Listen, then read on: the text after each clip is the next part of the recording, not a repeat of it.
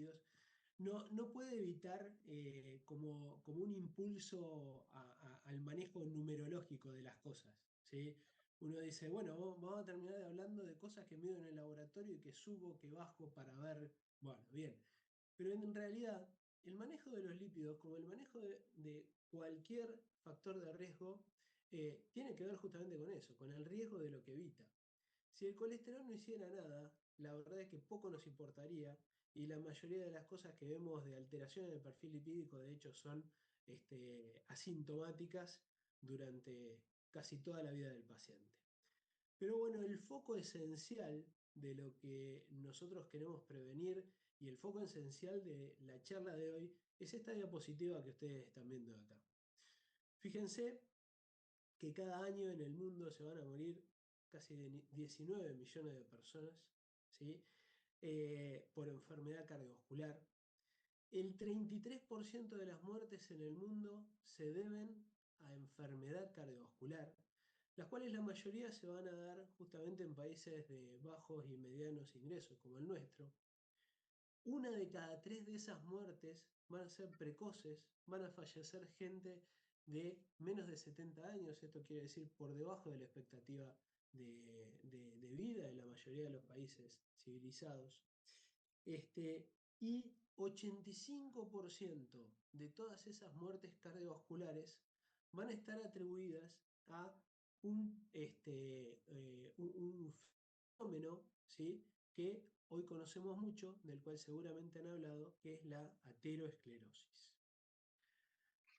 Para hacer miren, este es un lindo ejemplo, ¿sí? Si uno analiza las causas de muerte en Argentina y toma algunos datos que genera INDEC, donde se atribuye o se puede atribuir, esto siempre hay que tener cierto cuidado.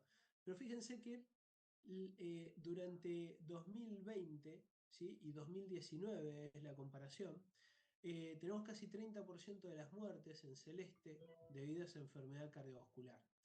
Y aún en el momento de la pandemia, en 2020, ¿sí? Fíjense dónde aumentaron sobre todo la mortalidad por patología infecciosa, esto es atribuible a COVID directamente. Aún así, aún con el impacto del COVID a cuestas, la enfermedad cardiovascular fue durante la pandemia, y en particular acá les muestro el 2020, más atribuible a las causas cardiovasculares. Las causas cardiovasculares siguieron siendo la principal causa de muerte. Este es un indicador muy interesante que nos muestra la Organización Mundial de la Salud, donde vemos que si bien esto es algo que ha mejorado entre 97 y 2015, no conozco que se haya actualizado este indicador en este último tiempo, fíjense que aún con todos nuestros esfuerzos sanitarios, ¿sí? Y aún con todos nuestros esfuerzos en recursos médicos, la verdad es que en la mayoría de los países de la región B de las Américas se sigue muriendo la gente 5 años antes de lo que le corresponde. ¿Qué quiere decir esto? Bueno, eh, si uno sacara la mortalidad cardiovascular, ¿sí? La expectativa de vida se prolongaría 5 años, ¿sí? A pesar de haber mejorado esto, seguimos, fíjense que 5 años es un montón de tiempo. Y la verdad es que el panorama, ¿sí? Dista mucho de ir mejorando con respecto a la patología cardiovascular, por lo menos en nuestra sociedad. Nosotros en Argentina tenemos la suerte de tener la encuesta nacional de factores de riesgo, que es una encuesta sistemática que se realiza periódicamente, ¿sí? La intención era hacerla cada 4 o 5 años, lamentablemente pandemia, etcétera, etcétera, no ha sido fácil mantenerlo, pero fíjense que gracias a la encuesta nacional de factores de riesgo nosotros tenemos, ¿sí? Un sensor de cómo nos va con la exposición a factores de riesgo en la población argentina. Y fíjense que nada más uno de los grandes flagelos que tenemos, ¿sí? Cómo ha cambiado entre el 2005 y esto fue publicación 2018-2019 en realidad. Prácticamente el 60% de los argentinos tienen sobrepeso y obesidad. Uno de cada 5 argentinos fuma, ¿sí? Fíjense que esto parece haber mejorado, pero todavía es un número gigantesco que uno de cada 5 adultos fumen, ¿sí? El control de la presión arterial, la medición de colesterol, los niveles de colesterol elevado más o menos vienen siendo parecidos. Y fíjense que posiblemente de la mano de esto tenemos una explosión de la diabetes, casi 13% de los adultos que participaron de esto tenían diabetes, ¿sí? Por supuesto son números representativos y generalizables, y fíjense que esto también estuvo de la mano con un 65% de la gente que tiene bajos niveles de actividad física. O sea que el panorama con la prevención cardiovascular es bastante malo. Y si ustedes han elegido la cardiología, han elegido bien como especialidad médica, ¿sí? Porque vamos a tener mucho trabajo en los próximos años. Este fenómeno de la aterosclerosis, la verdad es que inclusive cuando yo hacía la residencia, se resumía al paciente infartado. El paciente estaba en dos situaciones: infartado o revascularizado, ¿sí? O no infartado, ¿sí? Y expuesto a factores de riesgo. Y hoy sabemos que ese proceso que dentro de décadas va a llegar a un paciente a un infarto, en realidad empieza, ¿sí? Y empieza muy precozmente por exposiciones o factores de riesgo. Hay un trabajo pivotal en este sentido que yo creo que nos cambió la mentalidad a muchos, que es el trabajo publicado en Circulation, ¿sí? El estudio PESA. Este es un estudio muy interesante, está hecho en gente que trabaja en el Banco Santander de Madrid, y toda esta gente ingresaba al estudio si no tenía enfermedad cardiovascular establecida. ¿Sí? Promedio, estos pacientes tenían una media de edad de alrededor de 50 años y no tenían que tener entonces antecedentes cardiovasculares de peso, como infarto, ACV, revascularizaciones. El 85% de ese grupo de gente correspondía a lo que hoy calificamos como bajo riesgo cardiovascular. Y a toda esa gente se le hacía un ecodoppler de vasos de cuello, un ecodoppler de aorta abdominal, un ecodoppler arterial de miembros inferiores, y además le hacían una tomografía multicorte para ver si tenían por lo menos una unidad de score de calcio, una unidad de ACA. Eh, Fíjense que cuando uno analiza, ¿sí? qué es lo que vive esta gente de bajo riesgo, que es lo que nosotros decimos que la verdad es mucho para hacer no tenemos en esta población, 60% de toda esa gente ya tenía alguna manifestación de ateromatosis subclínica, ¿sí? Y el territorio con más prevalencia de lesiones, ¿sí? Fíjense, la mitad de los hombres, gente joven de bajo riesgo, la mitad de los hombres ya tenían alguna lesión y casi el 30% de las mujeres en el eje iliofemoral. Otra cosa interesante, ¿no? Porque la verdad es que este por ahí es el territorio que menos escrineamos para buscar enfermedad subclínica. Este es un estudio nuestro que lo publicamos el año pasado.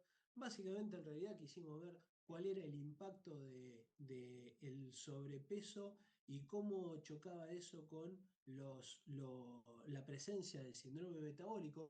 Pero en realidad, lo que les quiero mostrar es que muchos de nuestros pacientes, acá la media de edad estaba entre los 52 y 53 años, fíjense que pacientes muy comunes, ¿sí? Sin, estos son normopeso, sobrepeso y obesidad, ¿sí? Gente que nos llega permanentemente al consultorio. Si tienen síndrome metabólico, ya 45% de ellos tienen una placa carotídea, ¿sí? Y si no tienen síndrome metabólico, 25% de ellos, ¿sí? Y estos porcentajes en el obeso, ¿sí? Aunque no fue diferente acá, sobrepeso y obesidad, en el obeso y en el sobrepeso 40%. Y si además suman el síndrome metabólico, 60%. La cantidad de ateromatosis es muy grande. Y empieza muy precozmente, ¿sí? Este es otro estudio que hicimos, que es una especie de cronología de lo que va pasando. Fíjense que por debajo de los 30 años, uno de cada 200 pacientes ya tienen una placa carotídea. Entre los 30 y los 40, uno de cada 50 va a tener una placa carotídea. Pero cuando pasamos a los 40 años, ¿sí? 12% de la gente ya tiene una placa carotídea. Esto, se van a acordar de esto cuando les venga al consultorio un paciente joven con una plaquita carotídea de 45 años, ¿sí? Y la verdad es que no es una rareza. ¿Y qué quiere decir esto? ¿Tenemos que hacerle placa universalmente a todo? ¿Eco universalmente a todo? No, no estoy muy seguro de eso. Pero lo que quiere decir es que ya a esta edad ya hubo factores de riesgo, ya hubo exposición a factores de riesgo, más evidentes, menos evidentes, los tenemos claros, no los tenemos claros, que han llegado a un inicio, ¿sí?, de lesiones arteriales subclínicas. Y bueno, sabemos mucho, desde hace muchos años, en realidad no es que sabemos mucho, yo creo que no sabemos tanto, pero desde hace muchos años sabemos que existen condiciones que van a predisponer a esas lesiones ateromatosas y sobre todo a los eventos cardiovasculares. Como resumen de décadas de literatura, tenemos acá los resultados del estudio Interheart, casos y controles, infarto contra no infarto, donde vemos que hay una serie de factores de riesgo modificables que van a estar más vinculados a los casos que a los controles. Entre ellos, uno de los más importantes, ¿sí?, la presencia de alteraciones en el perfil lipídico. Acá con algún truquito, la ApoB sobre ApoA1, que nos representa todo el colesterol que se está yendo desde el hígado hacia las paredes arteriales, dividido todo el colesterol que está siendo recuperado de esas paredes arteriales por el HDL. Y la verdad es que desde hace mucho tiempo se definió una cosa muy clarita en cuanto al manejo clínico de nuestros pacientes. ¿Sí? Se definió una cosa muy clarita. Y es que si nosotros queremos proteger a nuestros pacientes, lo que tenemos que hacer es tener un objetivo de tratamiento que es el colesterol LDL, ¿sí?, la lipoproteína de baja densidad. ¿Sí? Este LDL colesterol está vinculado al riesgo cardiovascular de muchas maneras y esto es muy sólido y una palabra me gusta usar acá que es congruente, ¿sí? Porque la verdad es que ustedes pueden agarrar muchos temas en la literatura y encontrar que hay 3 autores que dicen una cosa y 5 que dicen otra, ¿sí? Pero la congruencia de información que liga al LDL colesterol con la reducción de eventos cardiovasculares o su aumento con el incremento de estos eventos cardiovasculares realmente es muy grande, ¿sí? También hay otros objetivos terapéuticos, como el colesterol no HDL, del cual si tenemos un ratito les voy a contar un poquito más. Y pobre ha quedado un poco en desuso, aunque siempre tirando algún manotazo de ahogado, el colesterol HDL, el colesterol bueno, que la verdad es que si bien refleja riesgo, no es parte de nuestras opciones de tratamiento. No tenemos nada para intervenir sobre el colesterol HDL. Y esto, sobre todo el no HDL, que es un colesterol que tiene que ver con las hipertrigliceridemias, ¿sí? La verdad es que nos dio una gran lección hace unos años, porque si bien HDL y triglicéridos están asociados al riesgo, la verdad es que han caído un poco en desuso como objetivos terapéuticos. El estudio ACORD fue una publicación muy importante del año 2010, en la cual pacientes portadores de diabetes en prevención primaria y secundaria fueron aleatorizados en una rama de tratamiento lipídico de este estudio, fueron aleatorizados a recibir eh, fenofibrato, ¿sí?, 160 miligramos contra placebo. Ustedes saben que hoy el fenofibrato es una de nuestras mejores herramientas para las hipertrigliceridemias severas. Bueno, bien, realmente el uso de fenofibrato a lo largo del estudio, fíjense que tuvo una repercusión positiva sobre el HDL, aumentó el HDL y bajó un 30% de los niveles de triglicéridos. Sin embargo, cuando uno analiza la incidencia de eventos cardiovasculares, ve que las curvas están prácticamente superpuestas, ¿sí? Y esto a nosotros que hacemos lípidos nos reveló una cosa que tiene que ver con la primera diapositiva que les presenté, ¿sí? Y es que nosotros no trabajamos para corregir numeritos. A veces, corregir numeritos de laboratorio no se traduce en reducir eventos cardiovasculares. Y el objetivo esencial nuestro es que la gente no se infarte, no tenga ACV y no tenga que hacerse una angioplastia, ¿sí? Entonces, esto a nosotros nos hizo revelar, ¿sí? más bien, está muy mal dicho esto. Nos reveló, ¿sí?, que lo que nosotros tenemos que hacer es usar estrategias que se acompañen de una reducción de riesgo cardiovascular. El resto no nos importa. ¿Sí? El estudio Prominent, un estudio diseñado muy parecido al estudio ACORD, nada más que orientado a una población de HDL bajo y triglicéridos, ¿sí?, con un fibrato ultra específico, el PEMA fibrato, nos mostró lo mismo. ¿Sí? Hay congruencia, inclusive también en esto de que tratar los triglicéridos sistemáticamente, la verdad es que, por lo menos con fibratos, no es de mayor utilidad clínica. Mientras que el LDL nos viene mostrando una congruencia y una explicación fisiopatológica muy sólida, ¿sí?, en su vínculo con la reducción de eventos cardiovasculares. De hecho, hoy, ¿sí?, y lo que ustedes se tienen, ¿sí?, esta diapositiva es central. Podemos discutir si estos objetivos son más o menos ambiciosos. Pero si ustedes quieren manejar correctamente a sus pacientes, esta es la diapositiva de hoy. ¿Sí? Esta es la diapositiva de hoy. Con esto van a hacer las cosas bien. Primero se van a guiar por el LDL colesterol. Segundo, van a estratificar el riesgo del paciente, cosa que ustedes van a ver que la estratificación del riesgo cardiovascular es una discusión. No hay un método uniforme y muchas sociedades científicas tienen su postura al respecto. ¿Sí? De hecho, no está tan mal eso, que no estemos todos de acuerdo porque no somos todos iguales y no tenemos todos el mismo acceso a la misma medicación y a las mismas herramientas terapéuticas ni a la misma formación médica. ¿Sí? Pero, dado el riesgo del paciente, yo voy a ser más o menos ambicioso para mis objetivos de LDL. Y en aquellos que ya tienen enfermedad cardiovascular, y entonces lo voy a considerar de muy alto riesgo para volver a tener un evento vascular, voy a buscar un objetivo de LDL muy bajito, por debajo de 55. En aquellos de alto riesgo, voy a buscar un objetivo por debajo de 70.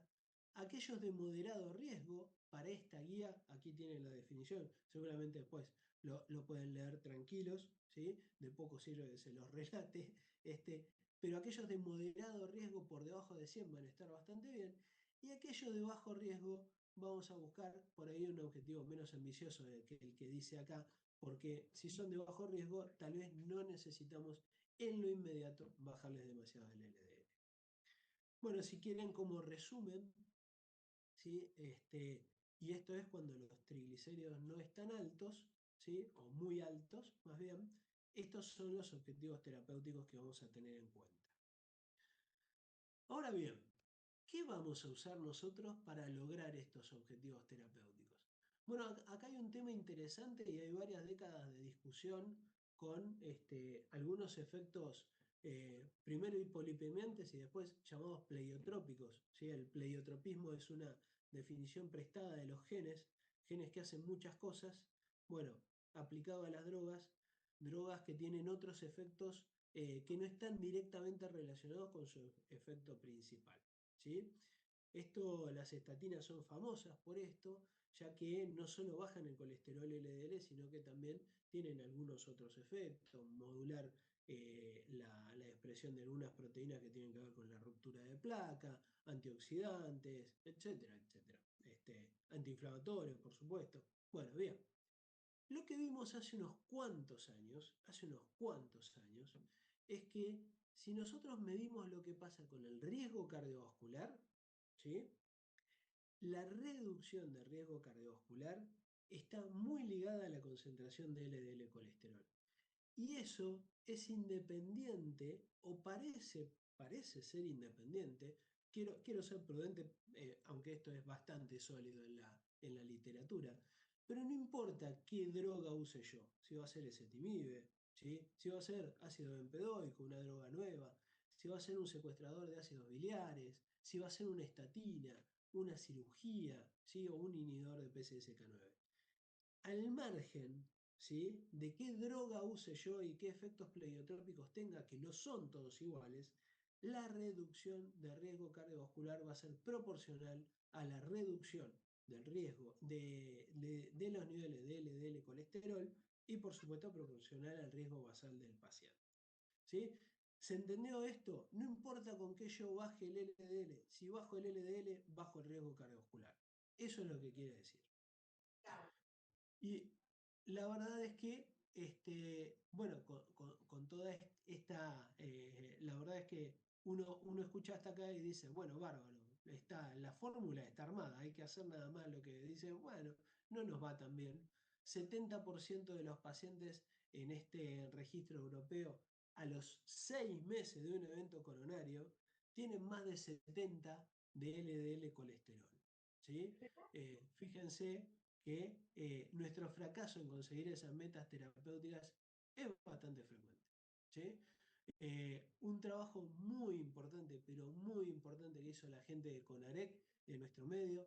Fíjense, lo que hicieron acá los residentes de cardiología fue evaluar de 1.000 pacientes que eran pacientes de prevención secundaria, de cuántos había un LDL colesterol medido 6 meses antes del momento del registro. Se encontraron que tenían de esos la mitad, unos 509 pacientes. Y vieron qué nivel de colesterol LDL tenían esos pacientes. Y encontraron nuevamente que 70% de los pacientes no tenían o no cumplían con esa meta de base de menos de 70.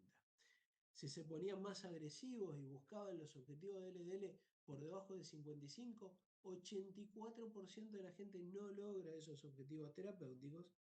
Y si además se iban a un objetivo todavía más agresivo para los pacientes que habían tenido eventos recurrentes, en los cuales el objetivo planteado está alrededor de 40 de LDL, entonces fíjense que solamente uno de cada 20 pacientes con estas características tenía los niveles de LDL controlados. Entonces, ¿qué dijimos hasta ahora? LDL para bajar riesgo cardiovascular, nuestro principal objetivo. Tenemos herramientas para bajarlo y la verdad es que en los escenarios clínicos actuales no las usamos mucho. ¿Sí? Entonces, vamos a repasar un poco, ¿sí?, cuáles son las drogas que tenemos disponibles y creo que al final tenemos algunas cosas que no están totalmente disponibles ahora, pero que ya lo van a estar prontito. Las estatinas son nuestra principal herramienta para el manejo del LDL colesterol. Básicamente, lo que van a hacer las estatinas es inhibir este paso de HMG-CoA a mevalonate por la inhibición de la HMG-CoA reductasa. Esto va a generar, ¿sí?, una reducción en la biosíntesis de colesterol que va a ser particularmente importante en el hepatocito. Porque el hepatocito, cuando se dé cuenta que tiene menos colesterol, lo que va a hacer exponer los receptores de LDL colesterol, y estos receptores de LDL colesterol se van a expresar tanto en el hepatocito, es un tejido tan sensible a esto, que se van a sobreexpresar, van a sufrir un upregulation, y esto va a tener un impacto tan grande que va a cambiar la concentración plasmática de colesterol LDL. ¿Sí? Ustedes saben que tenemos estatinas de diferentes potencias, ¿sí?, que hoy tratamos de usar, sobre todo rosuvastatina y atorvastatina, que son las más potentes. Sabemos además desde hace mucho tiempo que está claramente establecido que mientras más bajemos los niveles de colesterol con una estatina, mayor va a ser el beneficio en cuanto a reducción de riesgo cardiovascular. Inclusive hemos visto cosas interesantes con las estatinas, cosas que no habíamos... ¿Hola? ¿Sí? Si hay preguntas, adelante, ¿eh? ¿Me cambiamos más? ¿Se sintió? Si me están hablando a mí, hablen más claro, si no, seguimos.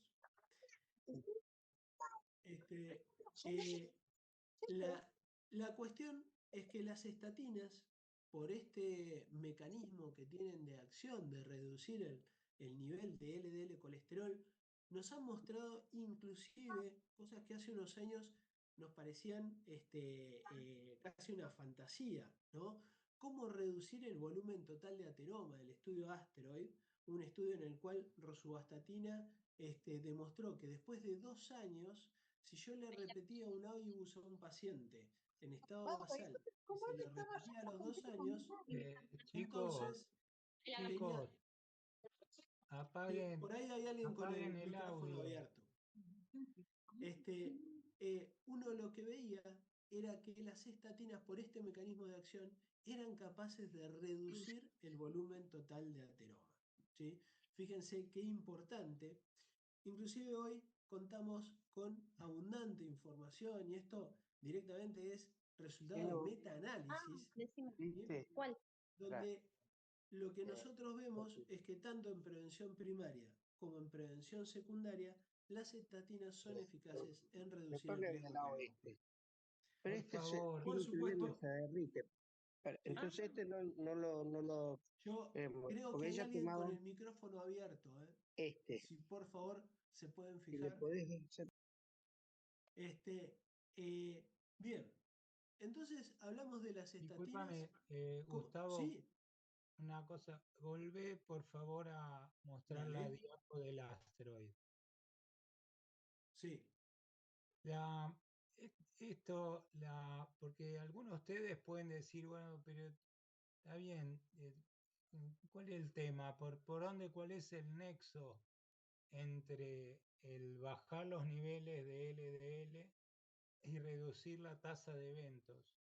Y lo que muestra este estudio hecho con eco intravascular es justamente ese nexo que permite explicar esto, que es cómo las estatinas intervienen en la placa, digamos, para decirlo de manera simplificada, para sacarles el carácter de vulnerabilidad, para estabilizarla, de esa manera hacerla más propensa a accidente de placa, digamos.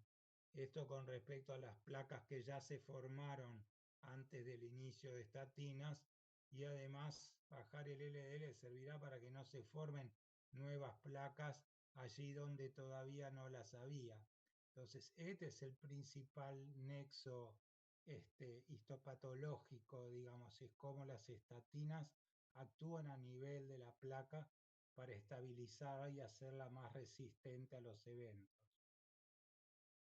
Vos sabés, Rubén, que acá hay un tema interesante también en la segunda sección de la diapositiva, y es que muchas veces uno dice, bueno, esto de los objetivos terapéuticos, que 70, 75, bueno, hay estudios, y este es un análisis de regresión hecho con estudios en los cuales se midió el impacto de estatinas sobre el volumen de ateroma. Y lo que nos muestra este análisis es que cuando el LDL está por debajo de este punto de corte que estaría alrededor de 87, de 77, por ahí, mientras más abajo nos vamos para acá, mayor va a ser la reducción del volumen de ateroma. ¿Sí? Y que niveles de LDL, en teoría, imagínense la dispersión que debe tener este dato. ¿Sí? Para algunos estará por acá y para algunos estará por acá.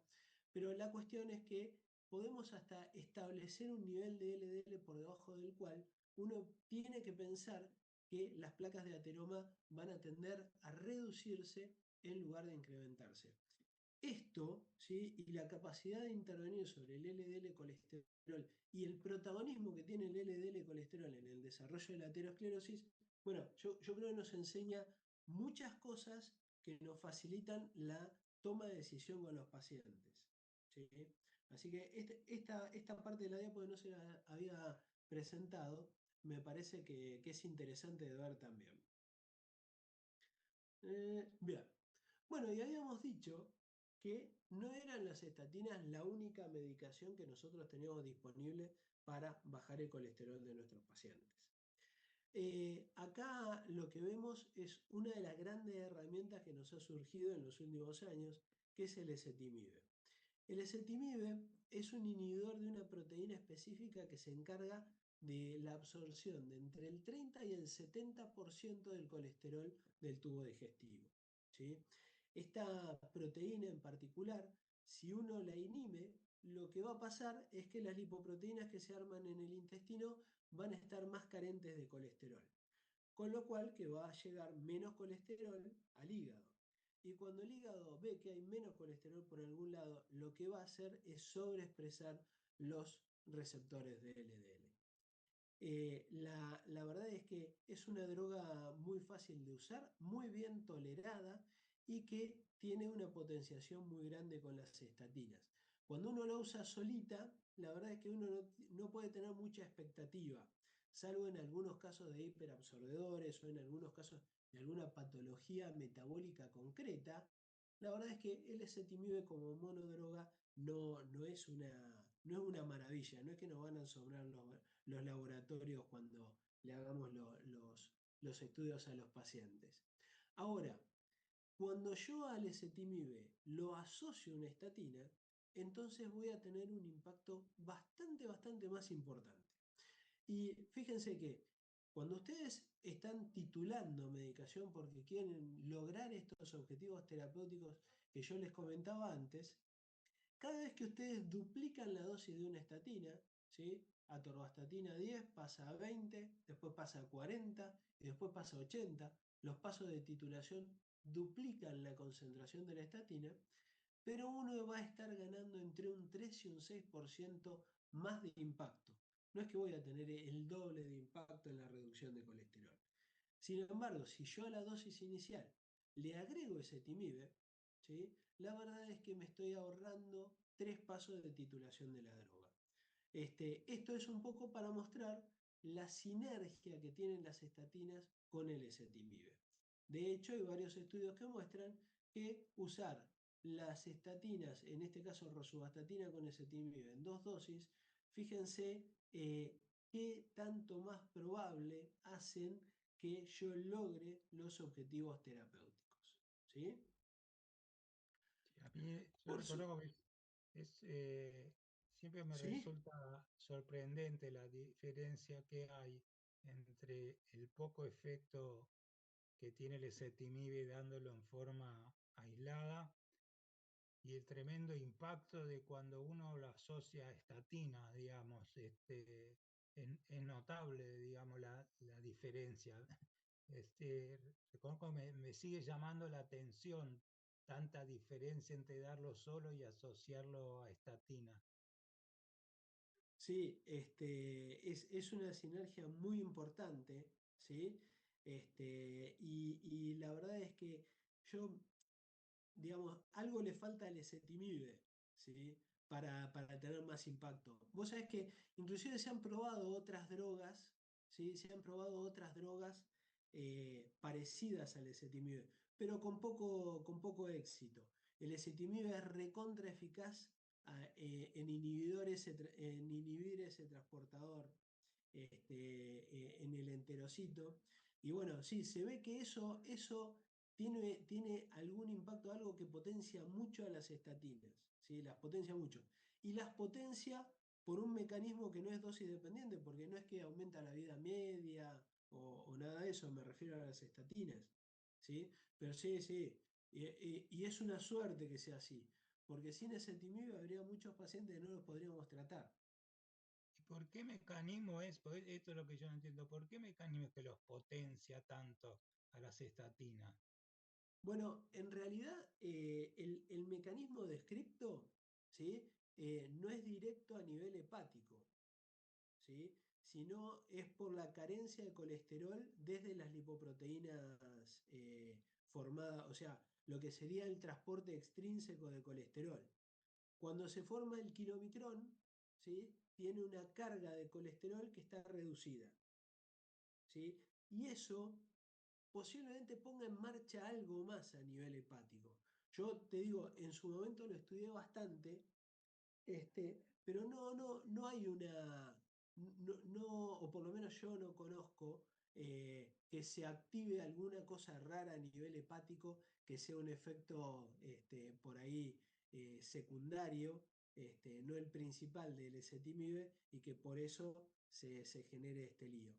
Lo que es interesante es que también ese ezetimibe tiene circulación enterohepática. Viste que vos lo das solo en la dosis de 10. Sí. ¿Sí? Hay estudios que comparan la dosis 10, 20 y 40 de ezetimibe y es todo Ah, lo mismo. Es todo lo sí. mismo.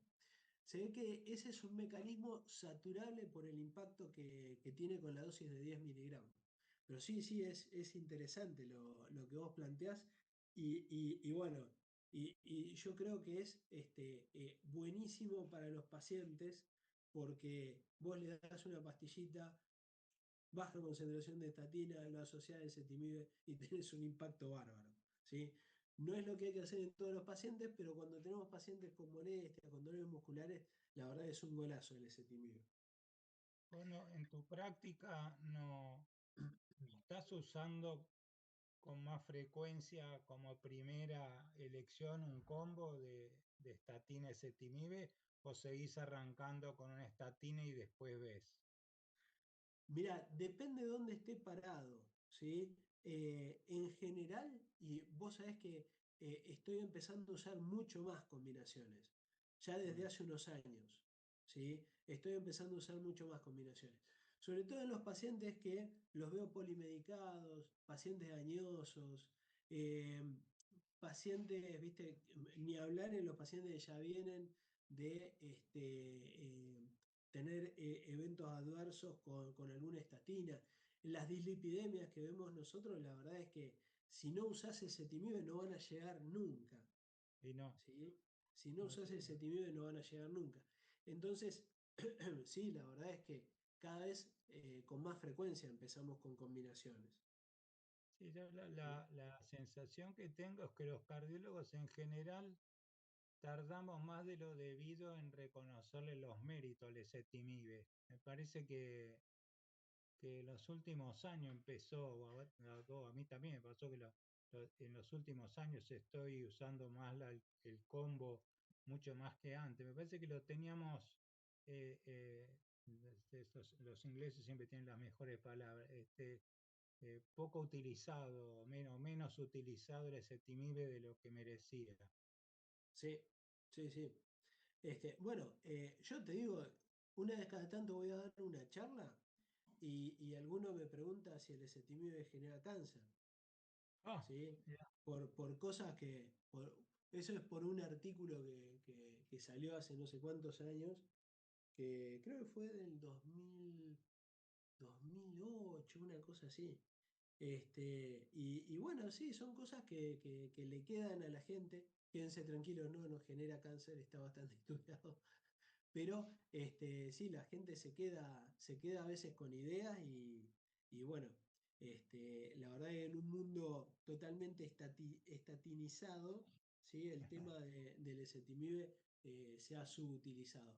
Estos últimos años, sobre todo con el tema de que se han empezado a comercializar mucho, pero mucho las combinaciones, sí. bueno, digamos, te dejan 200 muestras de rosuvastatina y ezetimibe y un día lo probás y ves que te va bárbaro y la verdad es que vamos a ver que eso también está basado en la evidencia, Sí, ¿no? sí, obviamente. Bueno, el estudio Improvit es el estudio más importante que demostró el uso de ezetimibe. Y el uso de ezetimibe en realidad no solo se asociaba a la reducción de LDL colesterol, sino que además los pacientes tenían una reducción de eventos cardiovasculares. Este es un estudio, ¿sí? El estudio Racing, que la verdad es que es muy interesante y tiene que ver con lo que planteaba recién Rubén, porque en este estudio se hizo lo que todos teníamos ganas de que alguien haga, y fue tomar pacientes con diabetes y con enfermedad cardiovascular y a esos pacientes aleatorizarlos a uno de dos tratamientos. Darle una dosis alta de estatina directamente en el grupo de tratamiento intensivo con estatinas y al otro grupo darle una estatina de dosis moderada, ¿sí? Asociada a ezetimibe, ¿sí? Podían ser varias, no estaban casados con una en particular. Estaban casados, compararon estrategias y no drogas, ¿sí? La cuestión es que lo que vieron fue los eventos cardiovasculares, la cantidad de abandono de la droga y qué porcentaje de los pacientes tenían menos de 70 con el control. Y pasó una cosa bastante llamativa, ¿sí? Y es que los pacientes que usaban la combinación tuvieron menor tasa de intolerancia, ¿sí? Y los pacientes que usaban la combinación también lograron en mayor frecuencia, acá en violeta, ¿sí? En mayor frecuencia los objetivos terapéuticos, ¿sí? Y que además, cuando veían qué pasaba con los eventos cardiovasculares, les iba igual. Entonces vos decís, bueno, pero ¿qué hago? ¿Le meto 80 torvastatina o le meto la combinación? Y bueno, si el paciente tiene alguna de las cosas que yo dije antes, hoy la verdad es que estamos más cerca de darle inicialmente la combinación, ¿sí? Y eventualmente irlos titulando que empezar con una dosis máxima de estatinas. Esto es una información que tiene un rol relativo en nuestro uso habitual, porque es mucha mayor la evidencia que tenemos de las estatinas contra placebo. Pero es una linda alternativa para tener en cuenta y este es un estudio que ayuda a explicar que esto además está basado en la evidencia. Bien, para hablarles de del tercer tipo de drogas que nosotros tenemos disponibles para la reducción de colesterol LDL, les tengo que contar un poquito más algunas cosas que tienen que ver con el metabolismo de estas lipoproteínas, ¿sí? Poquito, habrán visto que yo evité hablar de todo el metabolismo y además, si en algún momento Rubén quiere, yo les puedo hablar en 10 minutos, explicarles la vía metabólica, no de síntesis, sino la vía metabólica del LDL, del colesterol, que es lo que nosotros vemos en el laboratorio. Y la cuestión es que yo les contaba que el hepatocito tiene un potencial muy grande de cambiar los valores de LDL de los pacientes, ¿sí? Y básicamente esto lo hace por una proteína que es el receptor de LDL. Este receptor, ¿sí? Tiene como ligando a la ApoB, que es la apoproteína estructural de las LDL, y cuando encuentra este receptor una LDL, se endocita por estas vesículas cubiertas de clatrina, ¿sí? Esta vesícula que se forma, ¿sí? Aquí adentro va a haber una disociación entre la lipoproteína y el receptor, y al disociarse el receptor va a volver a la superficie para llevarse otra LDL, ¿sí? La lipoproteína va a ser degradada en los lisosomas para reutilizar sus componentes. Ahora bien, todo este sistema está regulado por una proteína, ¿sí? Que también tiene el principal sitio de expresión, el hepatocito, y que es esta PCSK9, la proproteína convertasa subtilicina quexina tipo 9, ¿sí? Pero digámosle así que es más fácil. Esta PCSK9 está secretada también por el hepatocito y genera una señalización en el receptor, que cuando está pegada acá, esta PCSK9, ¿sí? Está señalizando todo este complejo y está avisándole a esta vesícula, o más bien, más que avisarle y todo eso, de alguna forma evita esta disociación que veíamos para la reutilización del receptor, y entonces esta PCSK9 con el receptor y la lipoproteína son todas degradadas, ¿sí? Entonces, a mayor concentración de PCSK9, más degrado de receptores y más LDL voy a tener circulante, ¿sí? Entonces, bueno, una de las primeras cosas que surgió como estrategia de tratamiento, ya que esta PCSK9 es parte de una familia de proteínas, pero esta en particular tiene un efecto casi exclusivo en la regulación del reciclaje del receptor LDL, diseñaron un anticuerpo monoclonal que se pega a la PCSK9 y entonces impide que PCSK9 se junte con el receptor. De esta forma, yo inhibo que se pegue acá, que se señaliza el receptor, y de esa forma libero toda la acción de los receptores. Esto se probó con varios anticuerpos monoclonales y el estudio más importante, o más bien el primero que se publicó de esto fue el estudio Fourier con evolocumab, donde fíjense que esta inhibición de la PCSK9 por este anticuerpo monoclonal puede bajarnos un 60% los valores de colesterol, ¿sí? Estamos hablando de gente que al ingreso del estudio eran todo de prevención secundaria, con recurrencia de eventos algunos. Fíjense que estos pacientes, ¿sí?, pasaban de una media de 90 a una media que estaba debajo de 40 de LDL, menos de 40 de LDL. Y esto se acompañó de una reducción también del riesgo cardiovascular. Como veíamos al principio, algo proporcional a lo que se consigue con las estatinas, a menor intensidad, menor impacto en el riesgo, más intensidad de la reducción, mayor impacto en el riesgo. También el alirocumab tiene su estudio, el Odyssey Outcomes. De hecho, hoy en Argentina los que tenemos disponibles son evolocumab y alirocumab como anticuerpos monoclonales contra la PCSK9. Y han surgido otras estrategias. Fíjense, esta diapositiva está muy linda porque nos muestra todo un panorama de para dónde vamos con el control lipídico y en particular con foco en lo que es el LDL. Pero hay otras estrategias por las cuales estamos tratando de bajar el LDL de nuestros pacientes. ¿Sí? Entre ellos hay uno muy interesante que es directamente evitar que se produzca la PCSK9. Estos anticuerpos monoclonales, ¿sí? A ver, vamos a pasar. Yo puedo usar un ARN pequeño de interferencia y entonces voy a llevar un ADN que va a cargar un complejo, ¿sí?, de inhibición, ¿sí? Y este complejo de inhibición va a quedar cargado con una sonda de ARN que va a ir buscando el ARN mensajero de la PCSK9. Entonces, cuando lo encuentre, lo va a escindir, ¿sí? Y no se va a poder directamente producir la PCSK9, cosa que no tiene mayor consecuencia biológica hasta donde nosotros tenemos hoy información, ¿sí? Pero este mecanismo es muy interesante por otra razón, y es que estos complejos, ¿sí?, de destrucción de esos ARN mensajeros, estos complejos RISC, tienen la particularidad de tener cierta estabilidad.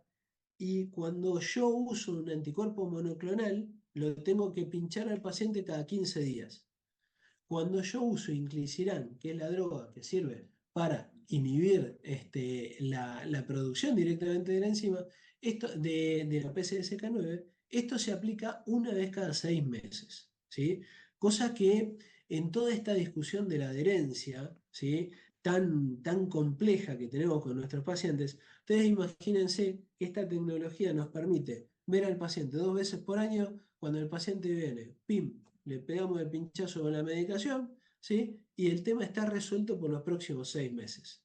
La verdad que es una cosa más que interesante, ¿sí? Esto es un poco más de... Inclisiran también está disponible en Argentina, ¿sí?, y tiene una reducción de más o menos un 50% de los niveles de LDL colesterol. Gustavo, actualmente sí. En los pacientes que has usado un inhibidor de la PCSK9, ¿son pacientes con hipercolesterolemia familiar o estás con otros pacientes también? ¿Cómo es? Bueno, en realidad uno podría usar mucho más inhibidores de PCSK9. Lo que nos está pasando es que hay una dificultad muy grande de acceso, ¿sí? Y ojo, eso no quiere decir que no se puedan indicar, ¿eh?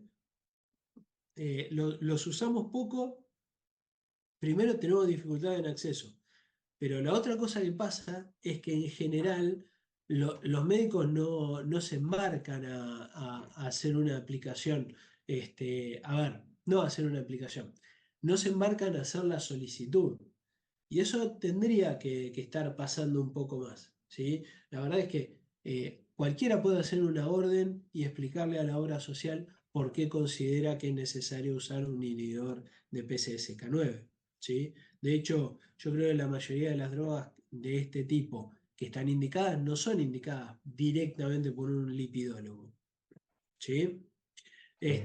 Pero bueno, volviendo a tu pregunta, la mayoría de mis pacientes tienen hipercolesterolemia familiar, tienen niveles muy altos de LDL y necesito sí o sí una estrategia agresiva por ahí de tercer orden para tratar de ponerlos en caja. Si no, es imposible.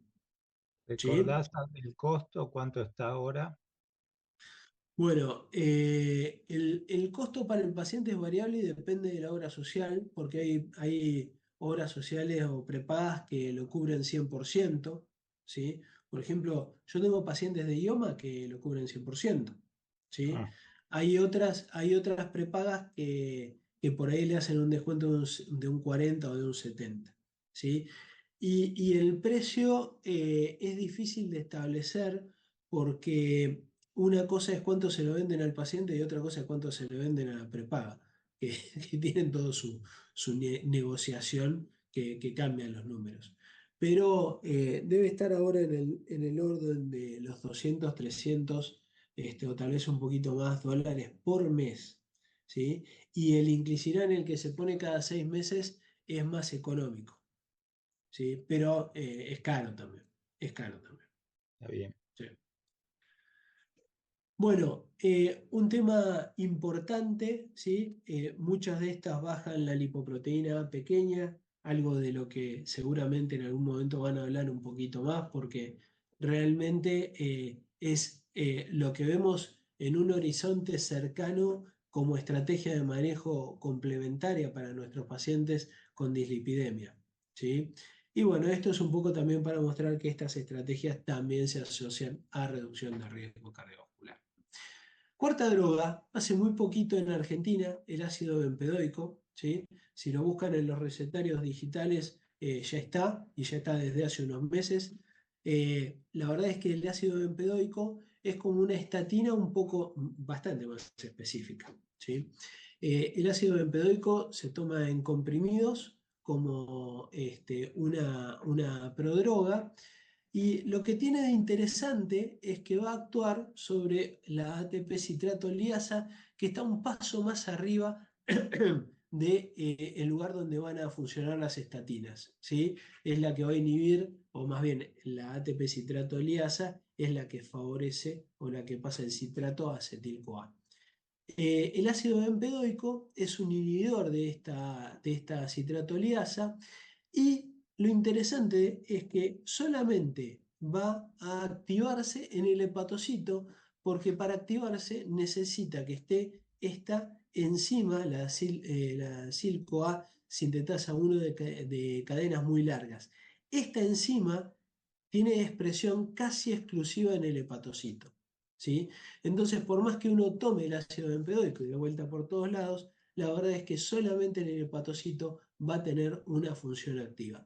Y eso le da una especificidad muy grande que es importante sobre todo para los efectos adversos, ¿sí? Voy a ir un poquito más rápido porque me he extendido mucho. Pero cuando uno analiza el perfil, ¿sí? de esta droga, fíjense que es capaz de reducir más del 20% la concentración de LDL, ¿sí? Como monodroga. Todo el impacto que tiene sobre el resto del perfil lipídico tiene que ver con el impacto sobre esta lipoproteína. Además, baja un 25% la proteína C reactiva, cosa que no sabemos bien en qué lado ponerlo esto desde el punto de vista de la prevención cardiovascular, pero que es un impacto importante en la reducción de riesgo. Y bueno, solo por comentarles que ya hay estudios que nos muestran el beneficio, tanto en prevención primaria como secundaria, de reducir el LDL colesterol por medio de esta medicación, ¿sí?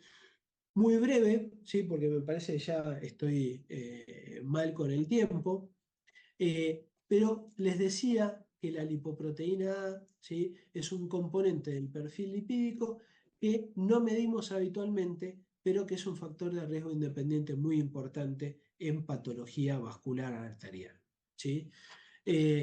Tenemos un porcentaje muy grande de la población que tiene niveles elevados, aunque por ahí son muchos menos los que tienen niveles suficientemente altos como para que nos preocupemos mucho por ellos.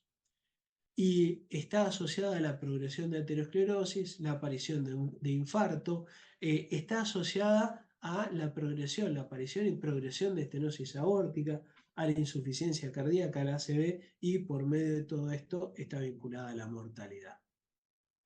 Hay una serie de estrategias que hoy están en fase 3. De hecho, nosotros estamos participando de algunas de estas, ¿sí? Nosotros estamos usando Olpasiran y otra más que todavía están en fase 3, ¿sí? Lo interesante es que ya estos estudios están tratando de lograr que estas medicaciones, porque no tenemos ningún medicamento que sea útil para reducir los niveles de LPA de los que tenemos disponibles, sino que realmente necesitamos tecnologías más novedosas. Estas medicaciones que les muestro acá son capaces de reducir 90% los niveles de LPA, ¿sí? 90%. La verdad es que a partir de estos valores muy altos es que las vamos a empezar a usar, si es que los estudios dan positivo. Bueno, algunos comentarios finales que me parece que son importantes, ¿sí?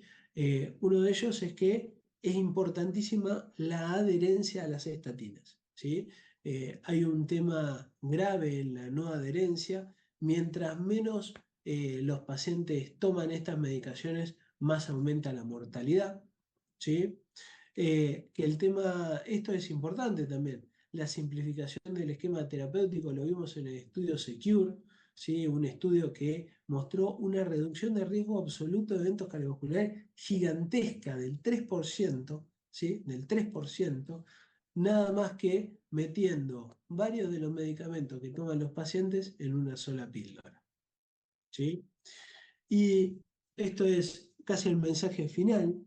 La verdad es que hoy sabemos qué hacer en un montón de escenarios, ¿sí? Sabemos qué hacer en un montón de escenarios, pero bueno, las cosas no se hacen, los pacientes tienen su posición, a veces también los médicos, ¿sí? No usan las drogas de la forma adecuada, ¿sí? Y esto un poco para mostrarle todavía la enorme tarea docente que tenemos pendiente.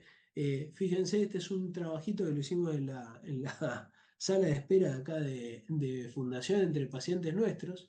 Les preguntamos qué pensaban si para evitar un primer ACV o infarto, qué era bueno, si la aspirina era buena y si la estatina era buena, ¿sí? Y le preguntamos qué era riesgoso también, ¿sí? Si la aspirina o la estatina, ¿sí? Tenían los riesgos que tenían las medicaciones superaban los beneficios. Y lo que vimos, ¿sí? No está bien rotulado acá.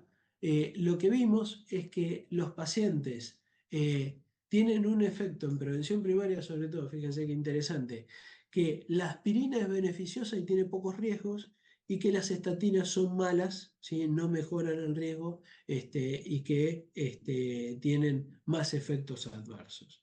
Así que bueno, tenemos muchas cosas que explicarle a la gente.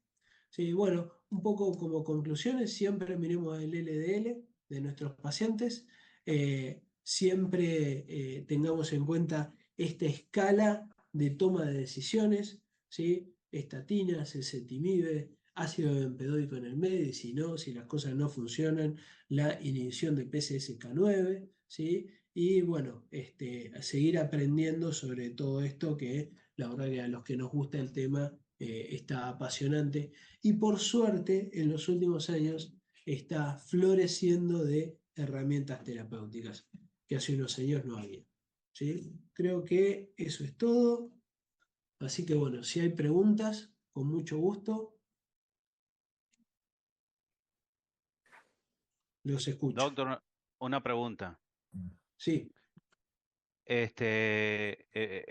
Primero para iniciar con un paciente, por ejemplo, en consultorio que no tuvo ningún evento cardiovascular, pero que tiene LDL alto, colesterol alto, triglicéridos, Ujú. siempre bueno iniciar con combinación, ¿no? A alta Bueno, dosis. en realidad siempre vas a estar mirando cuánto tenés que bajar. Si vos querés estar por debajo de 160 y estás en 180, posiblemente con 10 o 20 miligramos de atorvastatina estés bien. Si querés estar debajo de 100 y estás con 250 de LDL, vas a estar obligado a la combinación. Y todo el crisol en el medio. ¿Sí? Hoy por hoy, la verdad es que vos tenés más evidencia de que tendrías que empezar por una estatina. ¿Sí? Aunque muchas veces, como decíamos con Rubén, cuando vemos que la cosa es más o menos, empezás por una combinación. La respuesta hoy concreta a lo que vos decís es que medicina basada en la evidencia, la decisión debiera ser secuencial. Por alguna cuestión clínica o que cualquiera de las cosas que yo te comentaba que te da la impresión de que vas a necesitar una ayuda más y bueno, empezás con la combinación. Lo importante es que hoy yo creo que tenemos bastante demostrado que el que empieza con la combinación no es que está mal, no es que está mal, no está mal eso, no es mala praxis. ¿Sí? Perdón, otra consulta. Una vez yo consigo el target de disminuir los valores de LDL, o un paciente que ya tiene datos de que tiene placa o tiene valores altos de LDL, le disminuye el LDL, eh, ¿ese paciente tomará por vida los medicamentos o habrá un momento que yo le pueda retirar esos medicamentos? No, No, es muy probable que lo tome para siempre. ¿Sí? perfecto. Porque, digamos, vos te pasa lo mismo con la hipertensión o la diabetes. No es que vos le controlás la hipertensión y le sacás los antihipertensivos. Si vos le bajaste el LDL, no le cambiaste nada el metabolismo al paciente. No le cambiaste nada. ¿Sí? Solamente le frenaste, ¿sí? El metabolismo de colesterol. Cuando vos saques el freno, la cosa va a volver a como antes. Así Perfecto. que cuando ustedes indiquen una estatina, tengan en claro que es una indicación a largo plazo como cuando indican un antihipertensivo. Los Perfecto. pacientes frecuentemente preguntan si tienen que ser de por vida. Yo les digo que de ninguna manera, que cuando cumplan 98 años yo se los voy a retirar. Entonces se quedan tranquilos de que no es de por vida. Entonces de una manera queda un compromiso formal de mi parte o del que me suceda de que cuando cumplan 98 se los retira. La, Sí, eh, la verdad es que es una pregunta frecuente. Cuando a mí también me dicen de por vida, yo le digo que es muy difícil decirle de por vida, que por ahí algo mejor se nos ocurre más adelante, pero que si las cosas no cambiaran, la cosa seguiría así. Bueno, Gustavo, fantástico como siempre. Para los que no lo sepan o no lo recuerden, el primer estudio que puso un pie a las estatinas en la cardiología fue un estudio, el 4S, que si recuerdo bien se publicó en el 94, creo.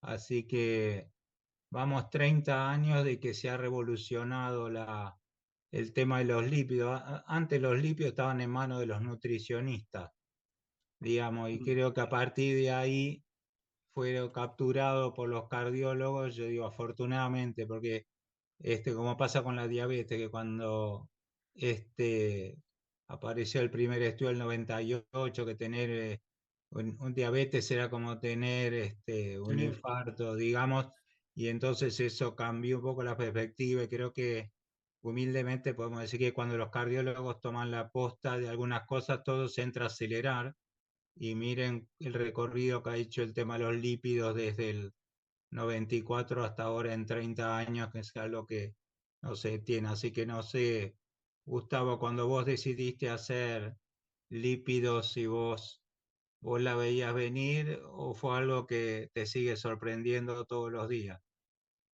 A mí me era bastante antipático el tema. Este, y Pablo Studbach, ¿sí? Así que decile que yo dije esto, siempre me lo recuerda, me dijo, metete en lípidos. Y la verdad es que en lípidos yo además tenía la posibilidad de trabajar en investigación básica. Y entonces me puse a ver, a estudiar, a leer. Y vos sabés que me empezó a gustar mucho el tema. Pero en ese momento, la verdad es que, y bueno, y pasa ahora, la verdad es que nosotros vamos a tomar muchas decisiones con el tema de lípidos y casi no tenemos formación en lípidos. Yo cuando empecé a estudiar con un poco más de seriedad, me encontré con un mundo de patologías metabólicas específicas, con un montón de cosas muy interesantes que se sabían de metabolismo, pero no había tanto recurso terapéutico. Claro. ¿Sí? Hoy la verdad es que hay cosas recontra vanguardistas, cosas que estamos usando inclusive que tienen un diseño que es muy llamativo. La verdad que es un muy lindo tema hoy. Hoy es mucho más entretenido, en esa época era más académico. Hoy es mucho más entretenido, hay muchas cosas más para ayudar a los pacientes y bueno el rol que tienen los lípidos en el desarrollo de aterosclerosis, la verdad que es muy importante, así que es una de las claves. Mira, yo terminé la jefatura de residentes en el 89 y enseguida conseguí un trabajo en consultorio y venían los pacientes coronarios con dislipemia y no estaba el Cuestran Sí, y alguna otra cosa, pero los resultados no eran tolerados o no bajaban. Y los pacientes seguían así, seguían con el colesterol alto, digamos. Por eso digo que hasta el 94 no teníamos nada, así que ha cambiado mucho. tal Bueno, cual, tal Gustavo, cual, tal cual. Bueno, otra vez, bueno, esto ha pasado con insuficiencia cardíaca, con todo. sí, sí, sí, sí, Afortunadamente, sí, todo se ha revolucionado positivamente para los pacientes y para nuestra motivación también, porque cuando sí, uno tiene cosas para ofrecer se motiva, porque si no, no, ahí sí sí, diagnostican, y cuando hay recursos se diagnostican enfermedades que mientras no hay recursos terapéuticos se las tiene debajo de la alfombra. Es como que no claro. las vemos, no las queremos ver porque si no le tenemos nada para ofrecer no las queremos ver. Así que bueno, Eso te que vos mando. decís, eso es exactamente lo que está pasando en la LPA. Ahora que hay drogas, todo es LPA. Y bueno, sí, es así. Así que bueno, te Bueno, mando un gran abrazo, Gustavo. no, Muchísimas al gracias contrario. otra vez Un por tu gusto charla. participar. A vos, gracias por la invitación. Y bueno, cualquier duda que surja, me escriben. Dale, dale. Nos quedamos el resto un segundo, por favor. Chao. A ver.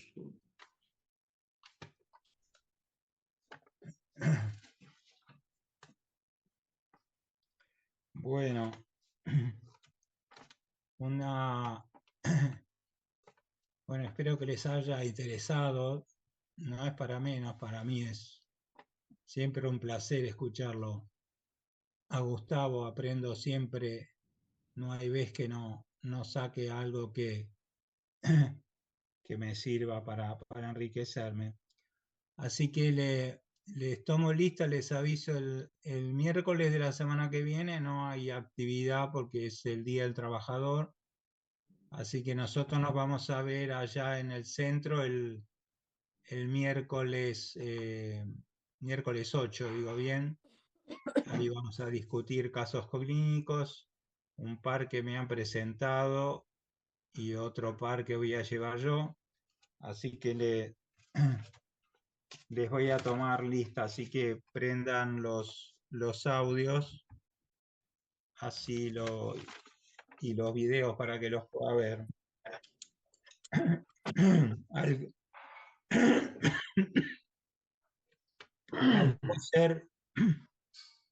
Alcócer Tolosa Jorge. Este no está viniendo, ¿verdad? No, ustedes lo ven en algún lado, porque acá no vino nunca. ¿Lo han visto a este? No, no, No, no, No. no, no. Lo sacamos. Andrade Campos Andrea. presente. Arévalo José. Arévalo José. Este parece que tampoco está, ¿no? ¿Lo ubican ustedes de algún